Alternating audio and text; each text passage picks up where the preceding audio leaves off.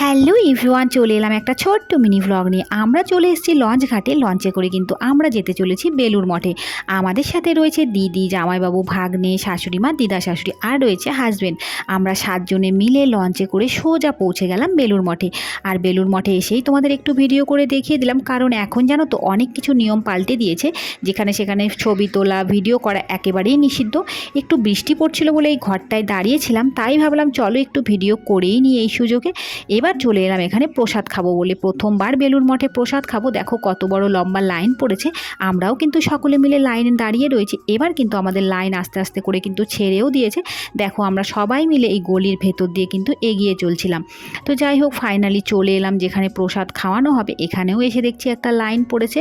এরপরে কিন্তু আমরা সবাই মিলে ঢুকে পড়েছি। আমি দিদি আগেই ঢুকেছি। দেখো কি সুন্দর ভেতরটা ছিল, আমার তো এত ভালো লেগেছে কি আর বলবো তোমাদের। চলো তোমাদের একটু দেখিয়ে দিই। এখানে দেখো একটা করে থালা গ্লাস রয়েছে, আর এই যে বসার সিটগুলো দেখো সেটাও কিন্তু থালার রয়েছে। এটা কিন্তু আমার ভীষণ ভালো লেগেছে। আমরা তো আমাদের সিট নিয়ে বসেই পড়েছি। এখনও দেখো কত সিট ফাঁকা রয়েছে। এখানে একসাথে মানে কত হাজার লোক কিন্তু বসতে পারবে। এরপরেই কিন্তু আমাদের প্রসাদ চলে এলো। প্রথমেই দিল খিচুড়ি, এরপরে দিল চাটনি আর পায়েস। প্রসাদ খেতে কিন্তু ভীষণ টেস্টি ছিল। এরপরে দেখো থালা বাসনগুলো কি সুন্দরভাবে তোলা হচ্ছিল। থালাগুলো আলাদা, গ্লাসগুলো আলাদা। এবার সবাই মিলে চলে এলাম বাইরে মুখ ধুতে। এখানে না একসাথে প্রায় 200-300 কল লাগানো রয়েছে। চলো এই মিনি ব্লগটা কেমন লাগলো অবশ্যই জানিও। ভালো লাগলে লাইক করো। টাটা।